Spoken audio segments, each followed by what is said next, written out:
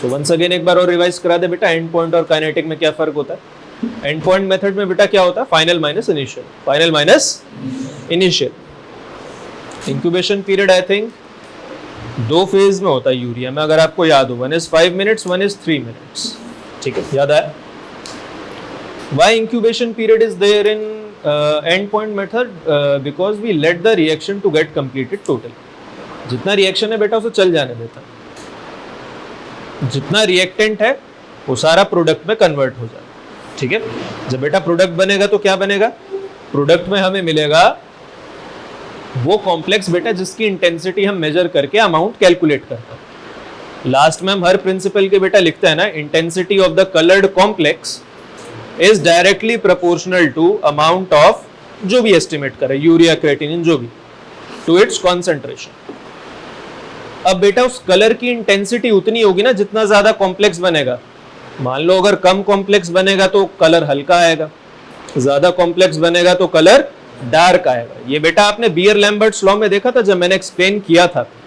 Beer Lambert's law में बेटा जिसकी कंसेंट्रेशन 0.01 थी उसका कलर बहुत हल्का था, लेकिन बेटा जिसकी कंसेंट्रेशन 0.1 थी यानी कि 10 गुना ज्यादा थी, बेटा उसका कलर बहुत डार्क था, वो नेकेड आई से दिख रहा था। It was visible from naked I also. बेटा नवंबर या दिसंबर में किया था, आपको याद होना चाहिए। तो यहाँ पे भी बेटा यही प्रिंसिपल लगता है एंड पॉइंट में कि हम पूरा चलने देते हैं कि एक बार रिएक्शन हो जाए, जितना कॉम्प्लेक्स बनना है बन जाए, उसको हम कोलोरीमेट्री से बेटा मेजर करके देख लेते हैं कि कितना आ रहा है। काइनेटिक में ये नहीं होता बेटा। काइनेटिक में भी major change in rate of reaction, बेटा कितने से चेंज हो रहा है। मान लो T1 पे रेट ऑफ रिएक्शन है R1, T2 पे कितना होगा R2, T3 पे कितना होगा R3। तो बेटा सारे रेट ऑफ रिएक्शन अलग अलग होंगे, rate of reaction would be different. तो बेटा R3 माइनस R2, तो मुझे एक change of rate of reaction मिल गया। R2 माइनस R1 एक और मिल गया। बेटा इनका आपस में जितना जितना इंक्रीमेंट या डिक्रीज हो रहा है उससे हम कैलकुलेट कर लेंगे कि यूरिया की कंसेंट्रेशन कितनी है। This is called kinetic method. अब बेटा इसके एंड पॉइंट मेथड पे एडवांटेजेस क्या होता है, किसका, काइनेटिक मेथड के एडवांटेजेस क्या होता है। और एंड पॉइंट मेथड में बेटा अगर आप यूरिया का ही देखें ना, अभी तो बर्थेलॉट्स मेथड यूज करते हैं, पहले बेटा डैम मेथड यूज करते थे, डाईएसिटाइल मोनोऑक्साइम। कौन सा, diacetyl monoxime, which is a non enzymatic method. ये याद रखना, करवाएगा कोई नहीं लेकिन वाइवा क्वेश्चन बन जाता। डैम मेथड में बेटा 2 बार आपको डालना पड़ता था रिएजेंट, कंबरसम भी होता था बेटा, फिर कई बार ट्रैक भी नहीं रहता था। मान लो आपको तो 3 वाइल बनानी पड़ते बेटा। हॉस्पिटल आईपीडी में जब आपके पास 300 वाइल आएंगी तो क्या पता कब किस में क्या डल रहा है, याद थोड़ी रहता, तो वो चीज़ कंबरसम हो जाती है। फिर डालने के बाद बेटा उसका इंक्यूबेशन टाइम भी होता, 10 मिनट्स तो मिनिमम होता। अगर आप मान लो किसी ठंडी जगह पे काम कर रहे हैं तो बेटा 30 मिनट्स भी हो जाता। काइनेटिक मेथड में बेटा ये सब नहीं होता, आप सीधा सैंपल एस्पिरेट कीजिए, रिएक्शन चलेगी, रेट ऑफ रिएक्शन बेटा आराम से अपना कैलकुलेट होता रहेगा मशीन के अंदर, और 30, 60, 90 सेकंड्स पे बेटा जितना होगा आपको फाइनल रिजल्ट मिल जाएगा। तो बेटा लैब का टर्न अराउंड टाइम बहुत घट जाता है। 5 मिनट में मान लो पहले आपका 1 सैंपल लग रहा था, अब 5 मिनट में आपके 5 सैंपल लग रहे हैं। Now you are getting 5 samples, which is a very great thing.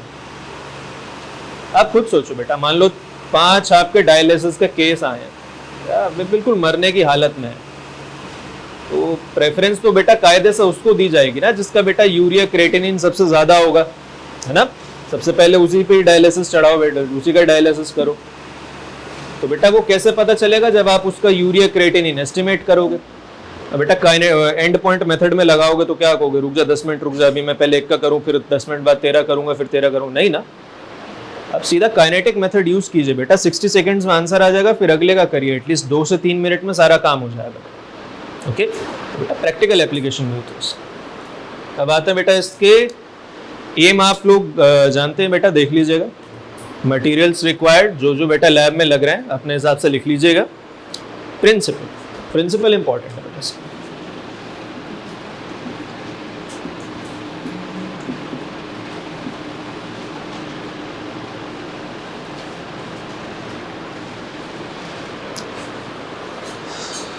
कोलोरीमेट्री के लिए बेटा हम यूज करते थे बर्थेलॉट्स मेथड। कौन सा, बर्थेलॉट्स मेथड इज एंजाइमेटिक और नॉन एंजाइमेटिक?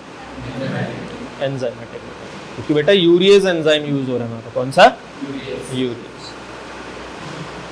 आज जो बेटा हम यूज करेंगे that is glutamate dehydrogenase kinetic method, GLDH kinetic method.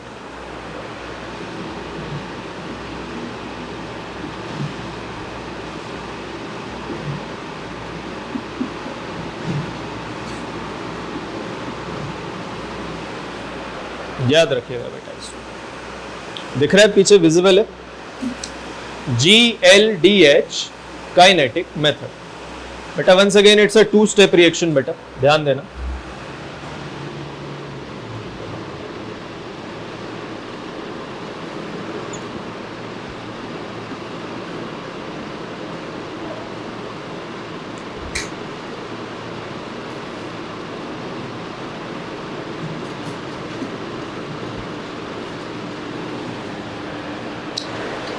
Urea बेटा आ रहा है सैंपल से, कहां से आ रहा है? यूरिया बेटा हम एंजाइम कौन सा डाल रहे हैं? Urease. Which enzyme is being utilized? Urease.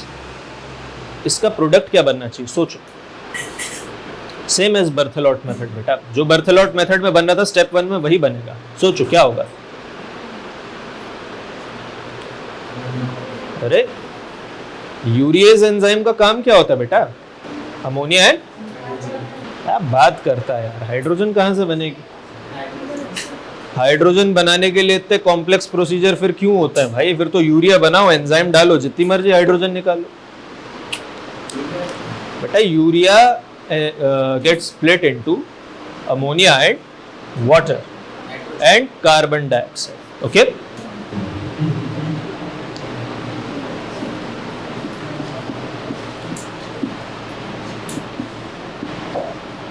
Tripathi ग्रह ठीक नहीं चल रहे तेरे यार, मीथेन भी बोल देता। सब बना लो यूरिया से, नहीं गरीब आदमी से सब वसूल कर लो। बेटा why I have written this ammonium ion? क्योंकि देखो आप वाइल में यूरियस एंजाइम डाल लो, ठीक है, वाइल में बेटा वाटर ऑलरेडी प्रेजेंट होता है। प्लाज्मा क्या होता है? दैट इज 95% वाटर बेटा। तो जैसे ही अमोनिया लिबरेट होगा, ammonia, it will immediately be converted into ammonium ions। किसमें? ammonium ions।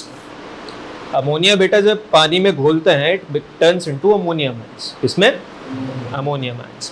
अब ध्यान देना बेटा, जितना यूरिया है उसके प्रपोर्शन में अमोनियम आयंस जनरेट हो रहे हैं, ठीक है। जितना यूरिया है बेटा, फॉर एग्जांपल अगर 1 मोल यूरिया है तो 1 मोल अमोनियम आयंस जनरेट हो रहे हैं, है ना? 1 mole ammonium ions are generated. Next step देखो बेटा,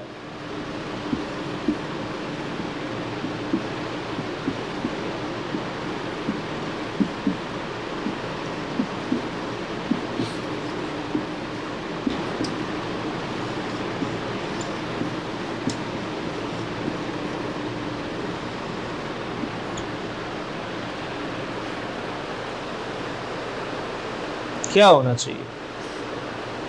सोचो, 1 मिनट देता हूं, सोचो बेटा क्या रिएक्शन है? GLDH stands for glutamate dehydrogenase, glutamate dehydrogenase. अब बताओ बेटा क्या बनना चाहिए? This is a very very good reaction to check your revision of protein metabolism बेटा। अमाइनो एसिड प्रोटीन मेटाबॉलिज्म आपको कितना अच्छे से आता है बेटा, वो ये रिएक्शन अगर आप एक प्रोडक्ट भी बता पाए तो ठीक रहेगा। क्या होना चाहिए? सोचो, अल्फा कीटो ग्लूटारेट बेटा plus ammonium ions plus ammonium ions, glutamate dehydrogenase in presence of NADH। क्या होना चाहिए? सोचो क्या? Yes, very good, yes very good, L glutamate बेटा। क्या बनेगा? L glutamate. एल कहने की अपने को जरूरत नहीं होती, क्योंकि नेचुरली बेटा जितने भी अमाइनो एसिड्स होते हैं ना बॉडी में विच आर यूटिलाइज्ड बेटा, those are all in L form. कौन सी फॉर्म में? एल फॉर्म में। बेटा डी फॉर्म में भी होते हैं लेकिन वो बॉडी यूटिलाइज नहीं कर पाती। जैसे बेटा जितना शुगर्स होती हैं बॉडी में वो डी फॉर्म में यूटिलाइज होती है, ठीक है। डी ग्लूकोज डाइजेस्ट होता है बेटा, डी फ्रक्टोज डाइजेस्ट होता है, डी माल्टोज डाइजेस्ट होता है। एल फॉर्म में शुगर कोई डाइजेस्ट नहीं होती। उसी तरह बेटा सारे अमाइनो एसिड्स एल फॉर्म में डाइजेस्ट होते हैं या एसिमिलेट होते हैं या काम करता है ह्यूमन बॉडी में। डी फॉर्म में नहीं करेगी, ठीक है, इसलिए आप एल लिखो ना लिखो चल जाएगा।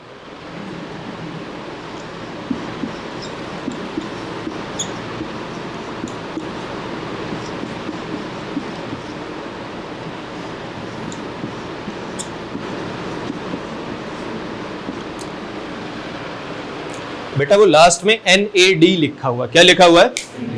NAD दिख रहा है पीछे सबको? नहीं दिख रहा?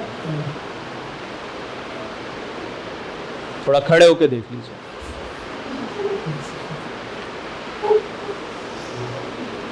बेटा दिस इज ग्लूटामेट और ग्लूटामिक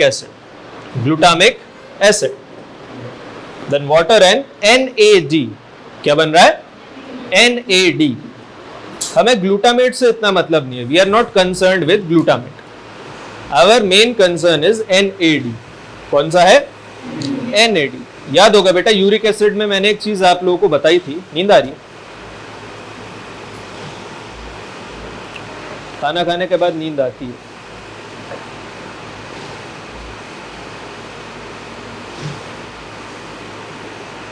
और जल्दी नींद नहीं आ गई, अभी तो 15 मिनट ही हुए हैं क्लास में। बेटा यूरिक एसिड में याद करो एक चीज थी,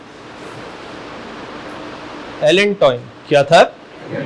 एलेंटोइन। बेटा था वो वेस्ट प्रोडक्ट, उसका प्रोसीजर में कहीं कोई मतलब नहीं था, लेकिन क्योंकि वो एक स्पेशलाइज प्रोडक्ट क्योंकि बन रहा था ना, तो कई बार पूछ लेते थे, काम उसका कहीं कुछ नहीं था बेटा एलेंटोइन। सिमिलरली बेटा यहाँ पे ग्लूटामेट बन रहा है, क्या बन रहा है?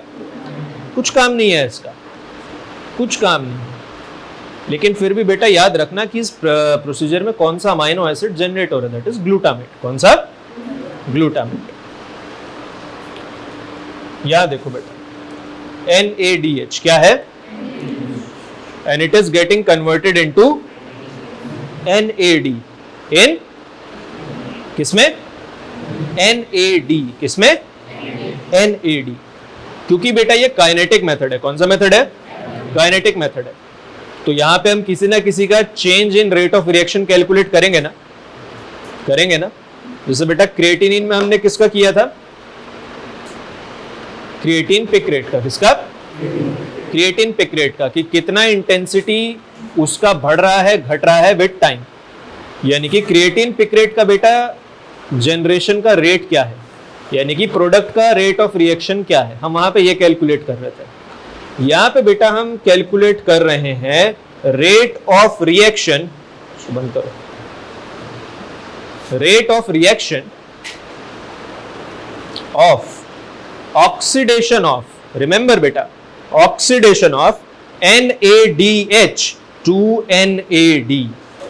बेटा किस रेट पे NADH ऑक्सीडाइज हो रहा है NAD में? किसमें? NAD में। What is the definition of oxidation बेटा? Removal of hydrogen. यहां पे बेटा क्या है? NAD के साथ एक हाइड्रोजन है कि नहीं? इसलिए इसका नाम क्या बेटा? NADH। क्या है? अब वहां पे वो हाइड्रोजन हट गया, खाली NAD बचा, खाली NAD बचा, तो बेटा ऑक्सीडेशन हो गया।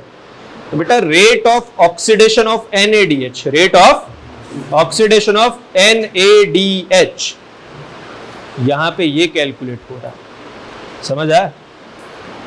क्रिएटिनिन में बेटा हम क्या किसका रेट कैलकुलेट कर रहे थे? Formation of creatine picrate, rate of formation of creatine picrate. यहां पे किसका रेट कैलकुलेट हो रहा है बेटा? कंजम्पशन ऑफ, और you can say oxidation of NADH to NAD। अब एक बात खुद सोचो बेटा, अगर हमारे पास अमोनियम आयंस कम होते, अमोनियम आयंस कम होते, तो बेटा इस रिएक्शन का रेट भी तो कम होता।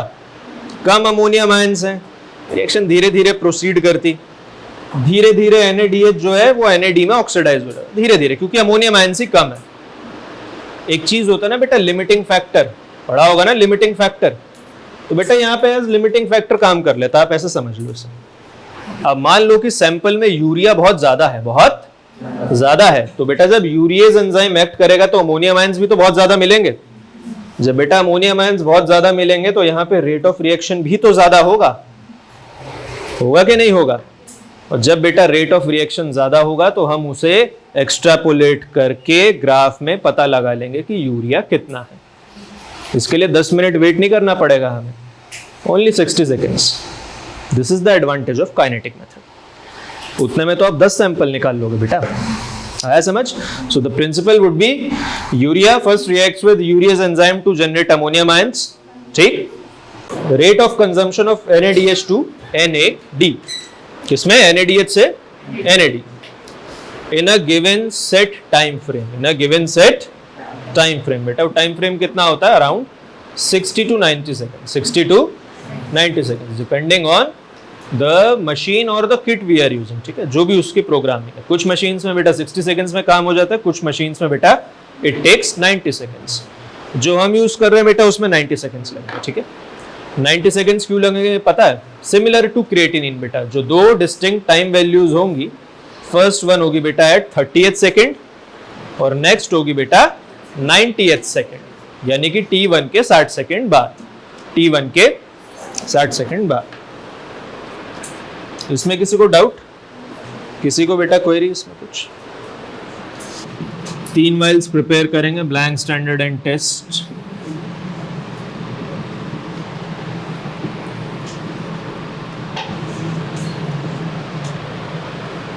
आपको एक ही प्रिपेयर करनी है बेटा टेस्ट, ब्लैंक से कैलिब्रेशन हो चुका है बेटा, स्टैंडर्ड से वैल्यूज सेट है।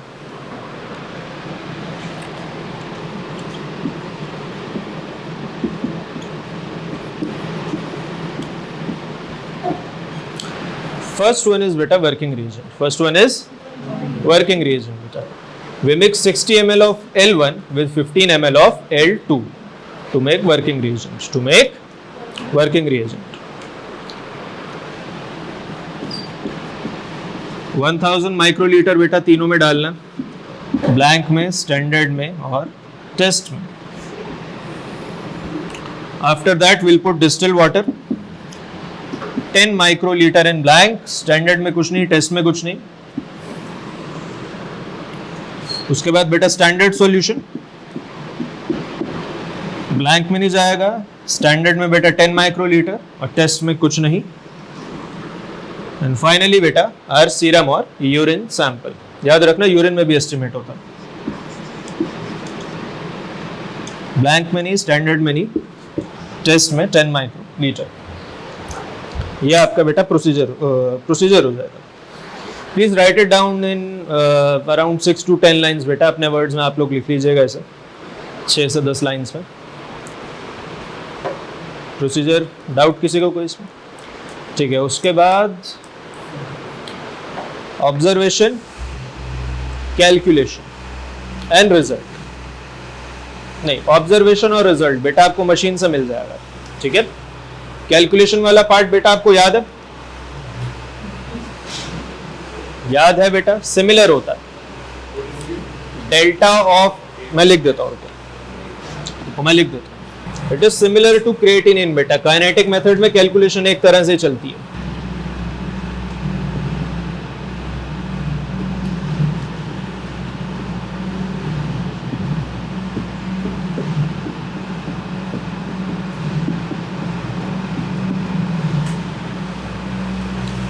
Change in absorbance of test, change in absorbance of test. और ये बेटा कहां कहां होगी? T2 माइनस T1 पे, T2 माइनस। सिमिलरली स्टैंडर्ड के लिए बेटा change in absorbance of standard multiplied by standard concentration, multiplied by standard concentration. ये आपका जनरल फॉर्मूला लगता है बेटा। आफ्टर दैट क्लिनिकल इंटरप्रिटेशन बेटा आप सबके पास है, बढ़ता किन में है, घटता किस में है। 3 टाइप्स के कॉज होता है बेटा, pre renal, renal, post renal. You have to elaborate each and everything.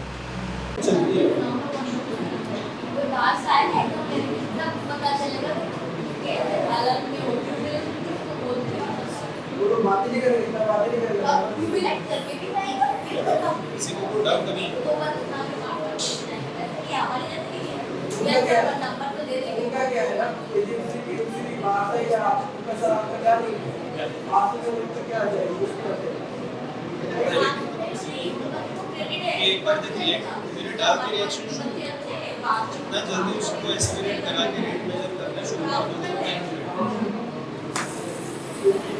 दो। अब ऐसे भी चलता है वो फाइनल होता है अगर है कुछ भी यहां से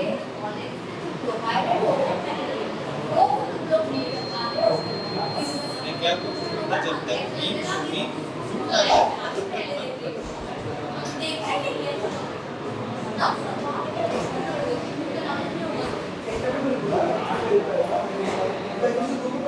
एक चीज देखो, क्रिएटिनिन यहाँ पे एब्जॉर्ब